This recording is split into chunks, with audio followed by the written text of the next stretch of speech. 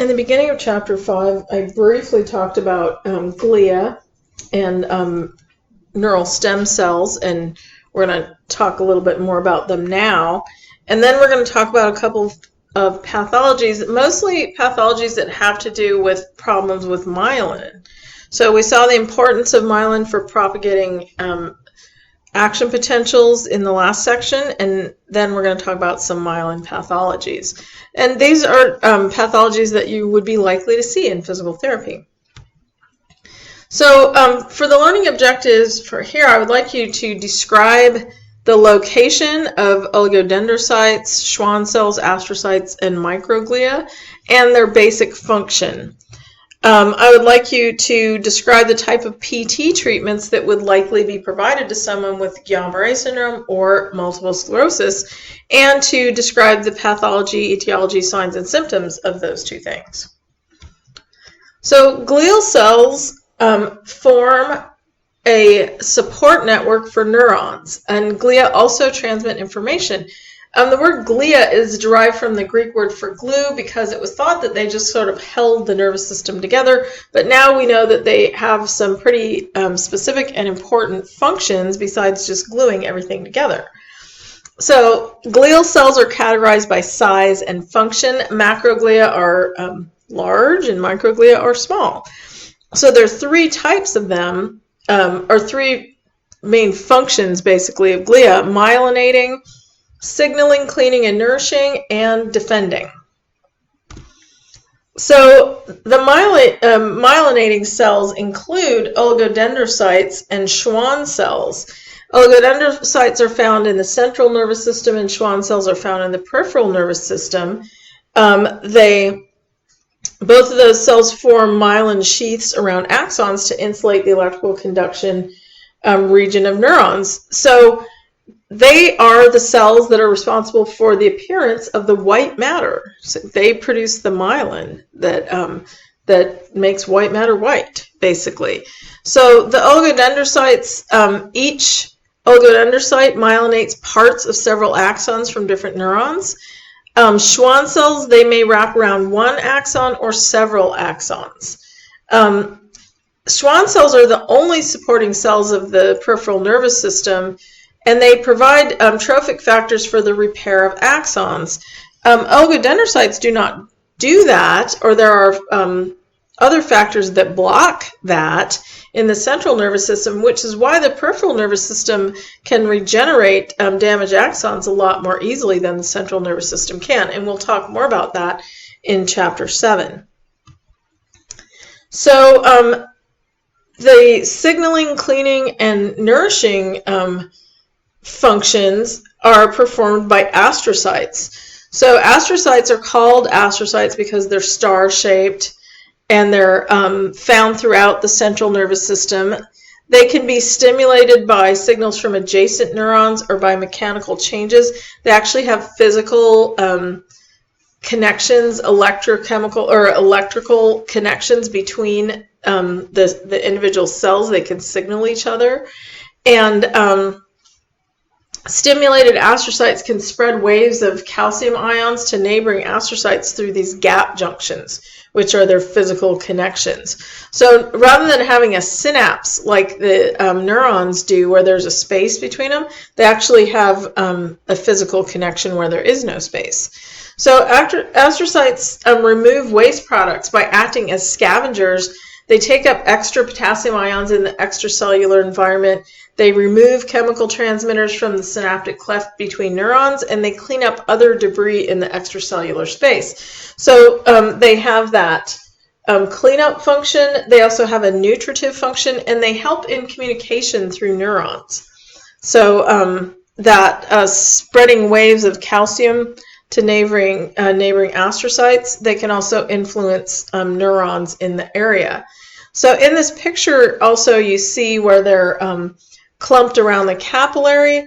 They are actually the linkage between the neurons and the capillaries, providing nutrition and protection. So when we talk about the blood-brain barrier, astrocytes are the cells that form the blood-brain barrier. So anything that comes in through the circulatory system that's eventually going to go to the neurons of the brain has to pass through the astrocytes first. So there's certain medications that can't pass through the blood-brain barrier. And so they have to either come in a different form and then be converted, or they just can't be used in the central nervous system at all. So astrocytes are really important for protecting our brain. So microglial cells normally function as phagocytes. They're mobilized after injury or infection or disease. They're sort of like the brain's immune system. They clean up the neural environment. So they're continually sampling the extracellular environment for indicators of damage, and they clean up debris from dying cells. So they're really an important part of the brain's development. Abnormal activation of microglia can be associated with diseases like Alzheimer's and any type of senile dementia, which causes release of toxic compounds to the neural environment. So the breakdown, either premature or natural breakdown of neurons can activate these microglia. Interesting thing about glia, increased concentration of glia might boost your brain power. When Albert Einstein died, they dissected his brain, and his brain actually showed an increased number of glial cells in the areas of higher thought. So the average cerebral cortex has a 2-to-1 glial index, so 2 glia to 1 neuron. In other species, there are different averages. Rodents have 0.4 glia to 1 neuron, worms have 0.7, and dolphins have 3 glia to 1 neuron. So that's interesting. I don't know what the implications of that are, but really the brain of Albert Einstein has really been there's been the subject of a lot of research. It was removed within 7.5 hours of his death. And people were trying to figure out, like, oh, why was Einstein so smart? But there's a book that's called Einstein's Brain that came out in 2009, and it's pretty interesting if you just want some fun and interesting reading about the brain. So myelin, the Schwann cells and the oligodendrocytes provide myelin, and it's critical to conduction of information in the nervous system. So most axons are myelinated. Some of them lack myelin, but we'll see different places in the book where we'll talk about myelinated versus unmyelinated and which ones are faster, but really it's more myelinated versus less myelinated. So there's interesting research going on about using cell implantation to enhance neuronal regeneration in demyelinating diseases and following nerve trauma. But it's clear that myelin is a very important part of the conduction of our nervous system. So when you have a demyelinating disease, it can be of the peripheral system or of the central nervous system.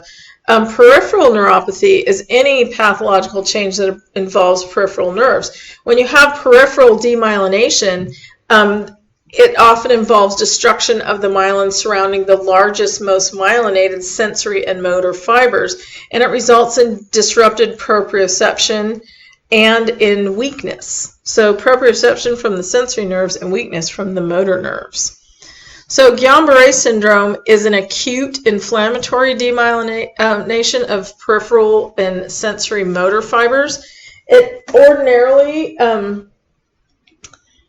it's considered an autoimmune disorder. It ordinarily occurs 2 to 3 weeks after a mild infection, and in 2/3 of cases, it's preceded by an intestinal infection that activates the immune system, causing production of an antibody that mistakenly cross-reacts with the myelin sheath. So the immune system is actually attacking its own myelin sheath. and the destruction of Schwann cells impedes the conduction of electrical signals along sensory motor pathways. So someone who has Guillain-Barré, they will experience abnormal sensations. They often experience a lot of pain.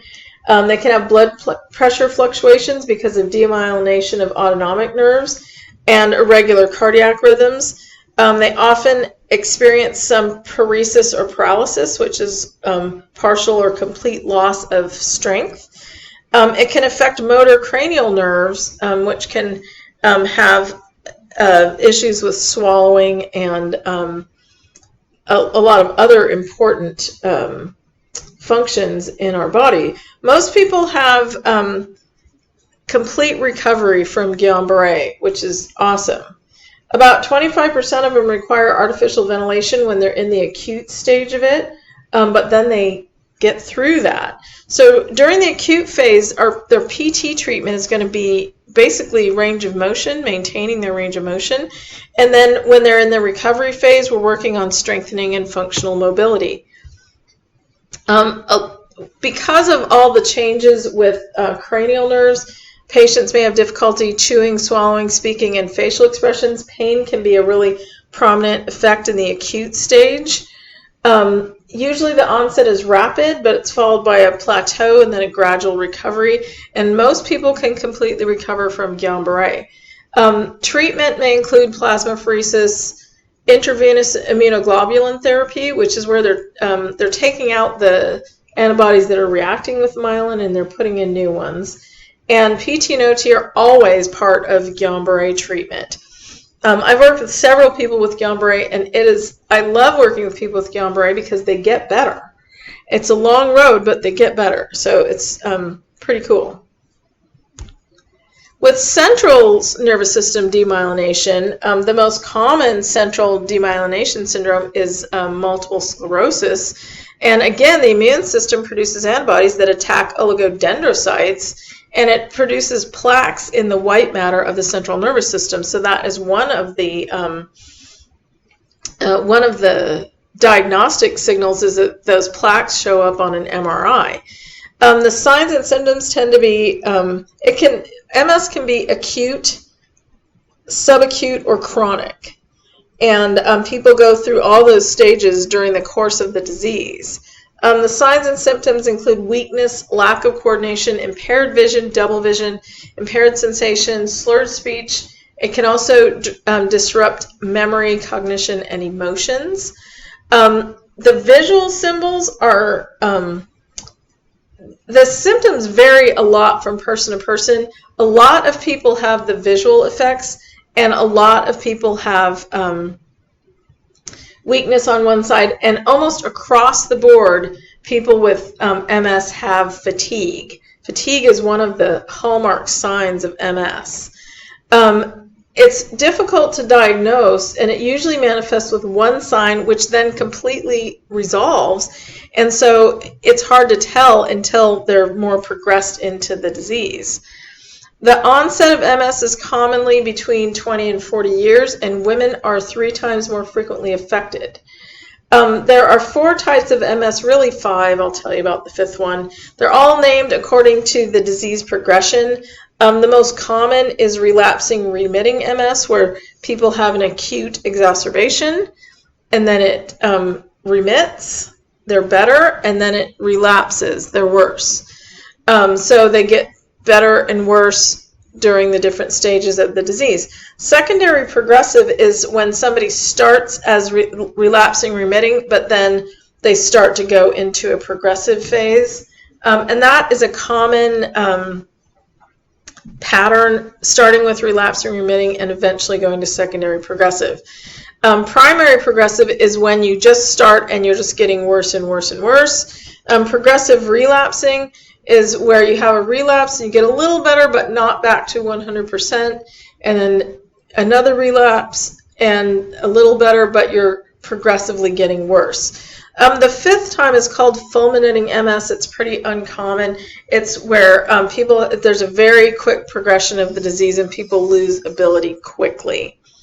So when we're working with people with MS, we're working on stretching, moderate exercise, energy conservation because of that fatigue factor, stress management, which can really help a lot. And we want to maintain and improve function as much as possible. A lot of times when you're working with someone with MS, you might know this person for the rest of their life because they will come back and forth to PT at different times. We'll have people who come to PT when they're having an acute exacerbation, and we'll work on helping them get better, and then they're on their own for a while, and then they come back to PT. If they get to the point where they need something specific from us, like balance or a new exercise program, or to deal with a specific functional issue that they're dealing with. So a lot of times when we're working with someone with MS, we're going to work with this person for a long time. One of the reasons I like working with people with MS. It's also an interesting disease. So PT and OT, critical. It says helpful, but I say it's critical for maintaining and improving physical function. A lot of people with MS are sensitive to high temperatures and excessive exertion. Vitamin D3 is usually part of their treatment. Stress management, regular exercise, and proper medical management to try to slow the disease progression. There are lots of MS medications out there now, either to treat the symptoms of MS, or there are specific ones now that are considered disease modifying that can improve the quality of life.